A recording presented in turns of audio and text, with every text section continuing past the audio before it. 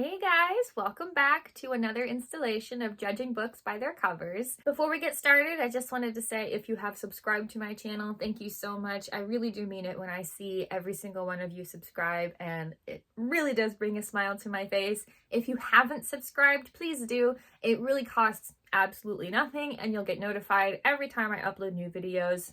Usually on Tuesdays and Fridays, but if that changes, you'll get notified if you subscribe. If you enjoy this video, please like, comment, and share this video. I want to hear from you guys, so please comment and share this video with anyone else that you think might enjoy it. As always, today we have 5 books that I have never seen the covers, never heard the titles, and I will be judging them, reacting to them for the very first time, and then placing them into a blind rank. From 1 being my most favorite, I would pick this book up right away, like as soon as I saw it, and be most likely to take home and read, to 5 being, this isn't my most favorite, but I definitely don't hate it, so we're just going to put it at the bottom of the list, but who knows, maybe I might check it out one day.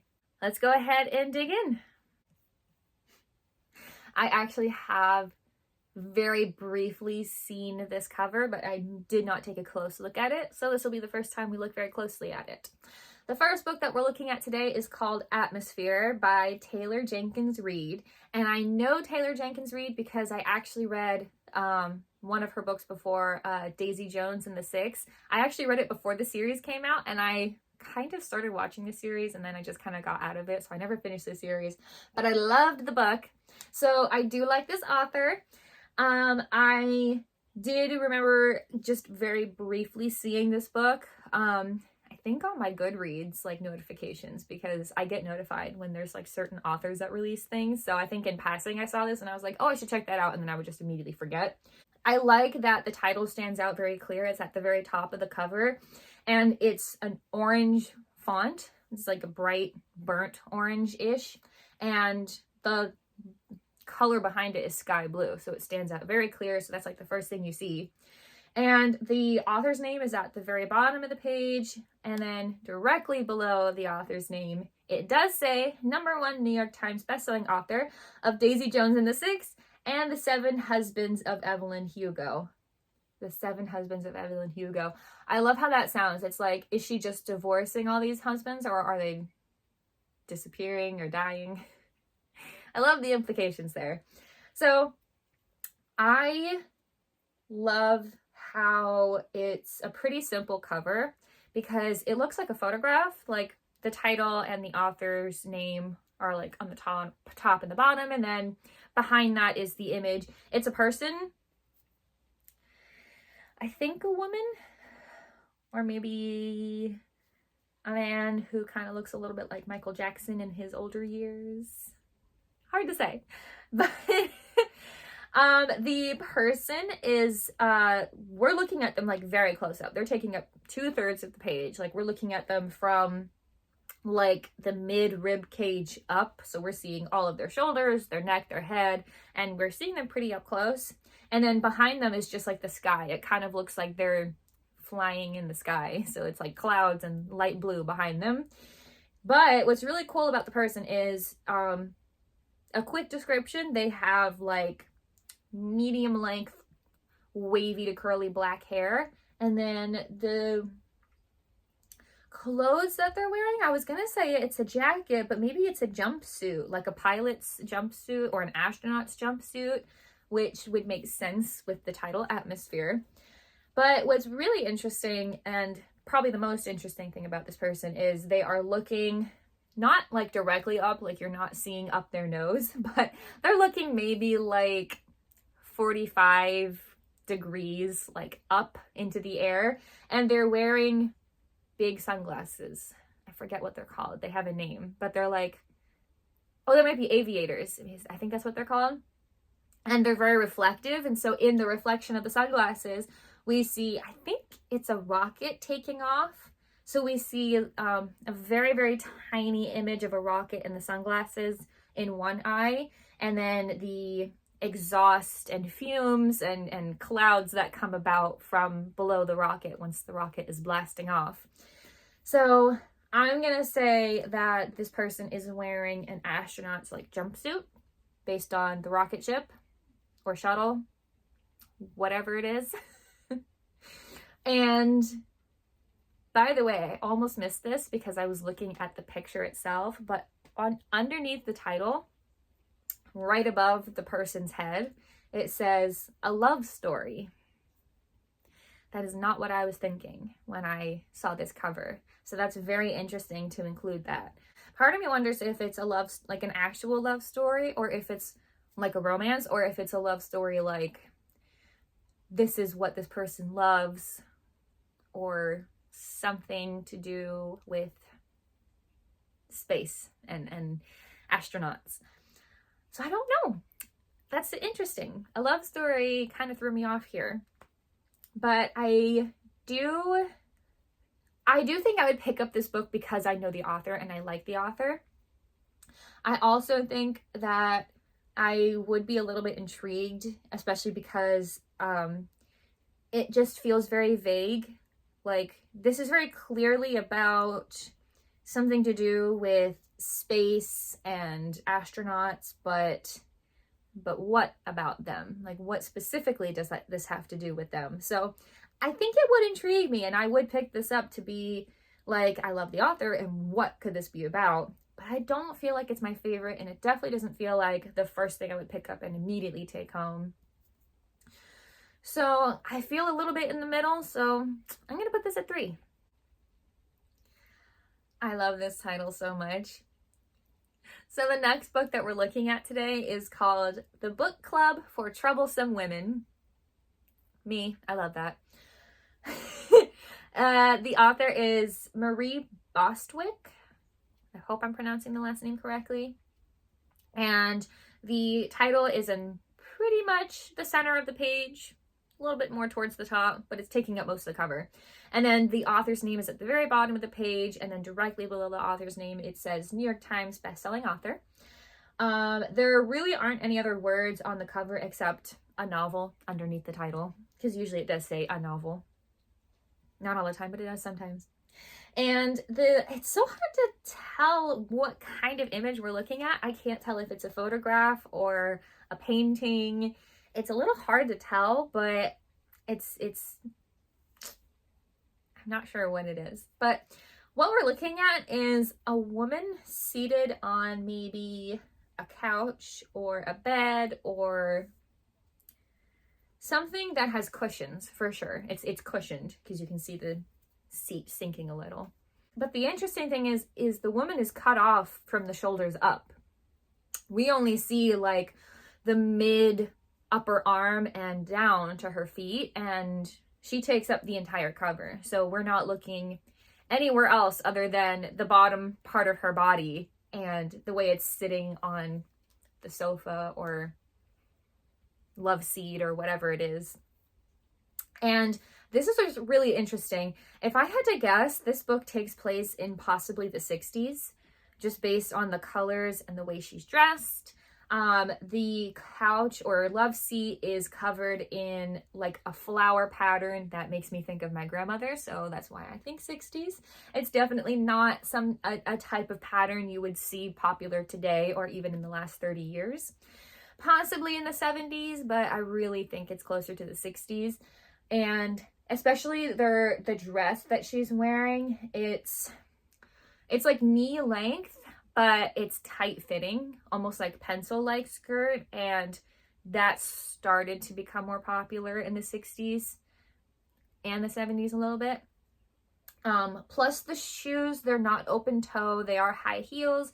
She's wearing, it looks like a yellow to peach kind of color shoes and a matching dress, but the dress is kind of like checker patterned, which also makes me think 60s. And she's also holding a cigarette. Yeah, that feels very old-fashioned. Most people don't smoke cigarettes anymore. So she is holding a cigarette. She also has a book on her lap. You can't see a title or anything. It just has like a brownish like hardcover on it. She has a purse or bag sitting next to her that is like a brownish, closer to beige taupe kind of color with black handles. But I don't know how to describe the shape, but it's closer to the shape of a coin purse, but in the size of a handbag.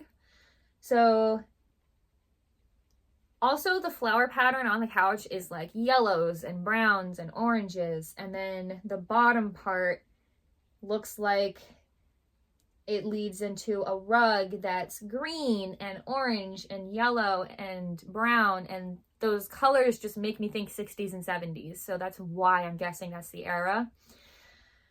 But I absolutely love the title. I love that for me, the title kind of gives you all the context you need for this one. It's not necessarily the picture. The picture just kind of adds to it. It's like, oh, she's very nonchalant. She's just chilling with a cigarette, like just there in between her fingers with a book on her lap. Like she doesn't have like one leg crossed on top of the other. She's sitting as comfortably as a woman would sit for that time.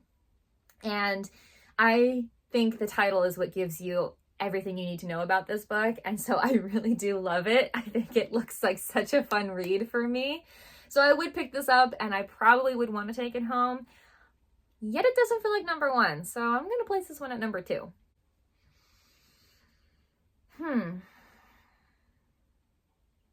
I like how mystical it looks, I will say that.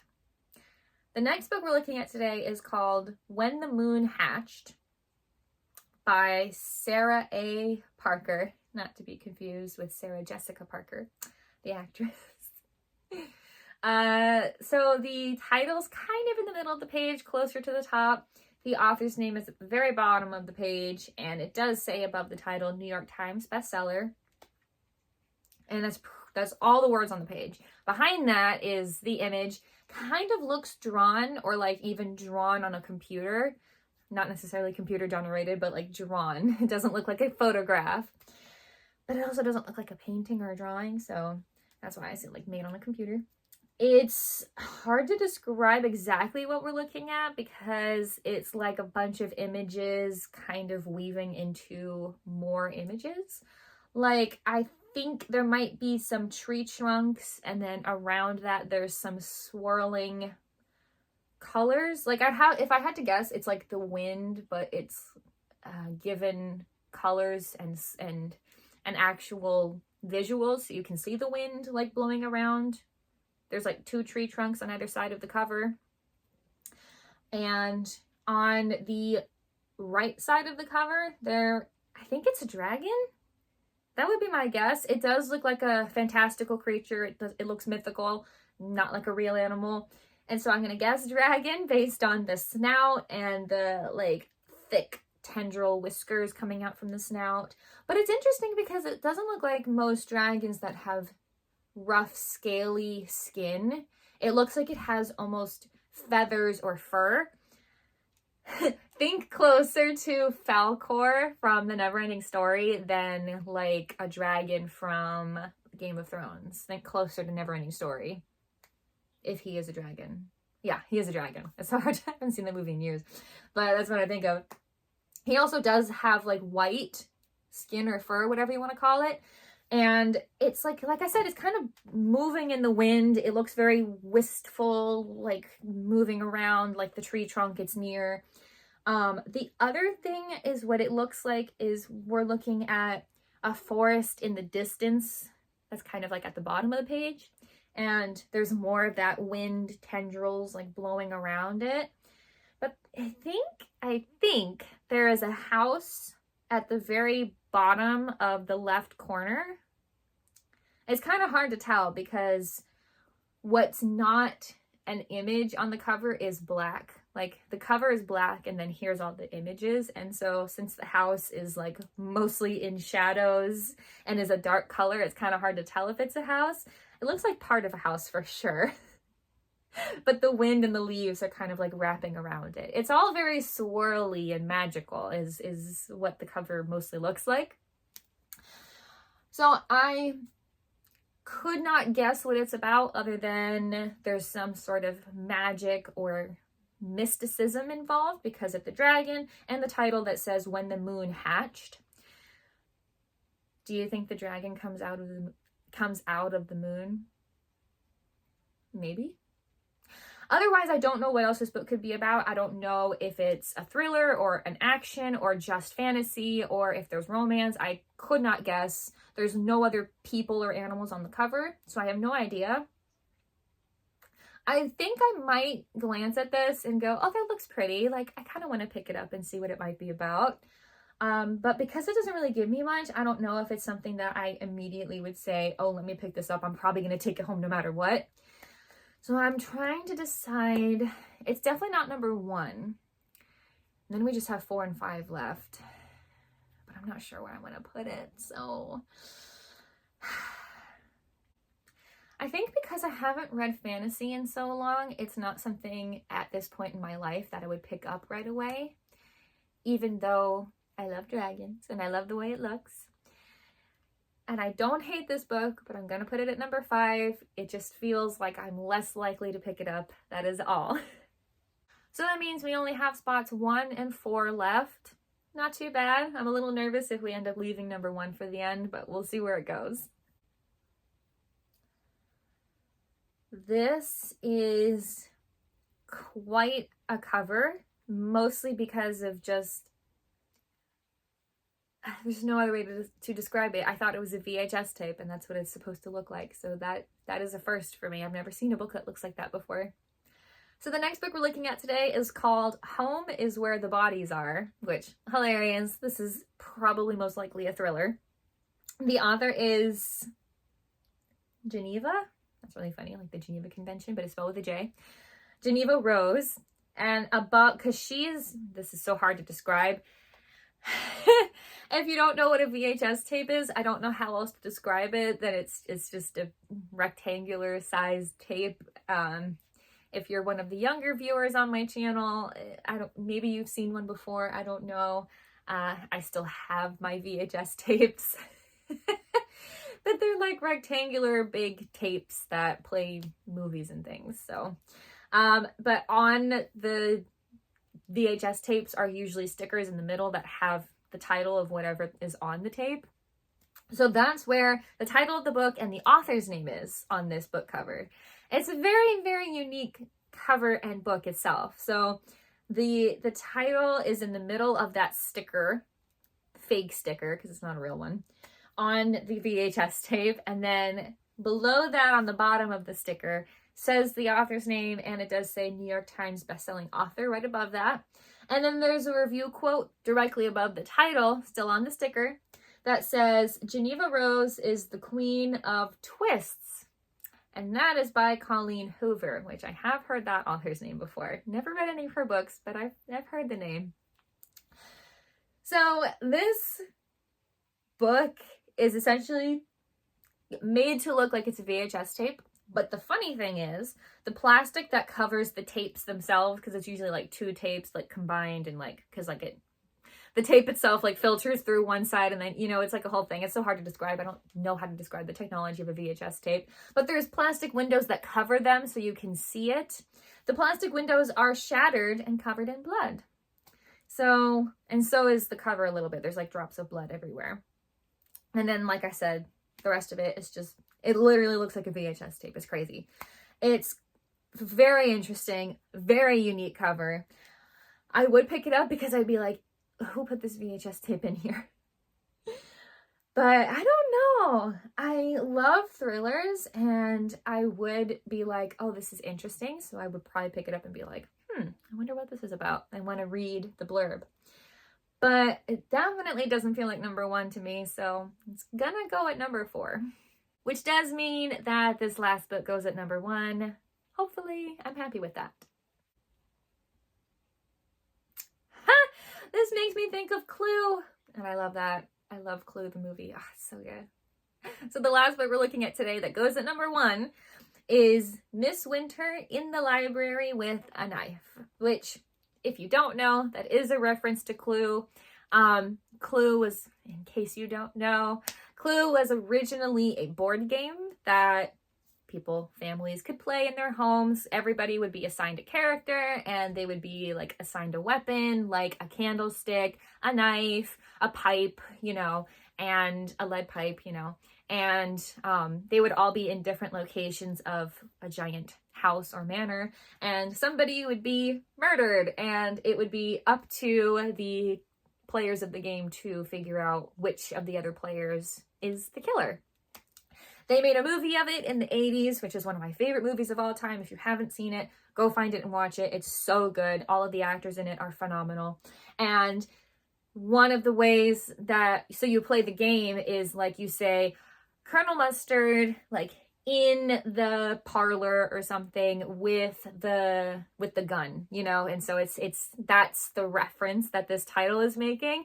So I automatically love that because I do love that movie so much. The author is Martin Edwards, and there is a tagline at the very bottom of the cover that says, "Find the clues, play along, solve the murder first." Just like the board game. There is on here like a sticker of a review quote. It's like a green circle sticker. I don't know if it's an actual sticker. It's just there next to the title because the title takes up the entire middle of the page. That says, "A true master of British crime writing." I never would have guessed this was British. But that's fun because I would read this and immediately be reading it in a British accent. That review quote's by Richard Osman. You would think he's also British too, right? That makes sense. So the author's name is at the very top of the cover, the tagline is at the very bottom, and then the title is taking up the entire middle of the page. It's a very big title in like a white font, except the smaller, lesser words like in the and with are in gold. And then the entire cover is red. Not blood red, but like closer to like poppy red, like the flower. And then there are blood spots, like blood spatters on the cover for sure. But the cool thing here is that the title in the middle is surrounded by a border that like makes a border of like the ground plan or blueprints of a house. And you see little figures of people, like you're looking at them from the top, from a bird's eye view, in the blueprints of the house. So it's almost like that's like the board game, but also you're looking at the house itself. So if it's a real house, that's what you're looking at. And then there's also 2 die sitting on like the left of the title, and they're both on, I think, 6. So like each die has like 6 and then 6, and so it's like 12, and it's like, okay, what does that mean? This is such a fun cover. I love murder mysteries. I think that they're so much fun. I love watching them and reading them, so I would definitely pick this up for sure. It's hard to say if it feels like number 1, but I am okay with it going at number 1 because I would definitely think about taking this home since I love reading murder mysteries so much. So I'm okay with it. But that is all for this week's video. Let me know in the comments what you guys think. I'm pretty happy with this. I think there's a good possibility if I did this without doing it blind, I might have switched number 1 and number 2. But it's hard to say if I felt like either one of them felt like number 1. So that's why I'm okay with it. But let me know what you guys think. Maybe you guys feel differently about it. I don't know. But that's all for this week's video. Thank you all so much for watching, and I will see you in the next video.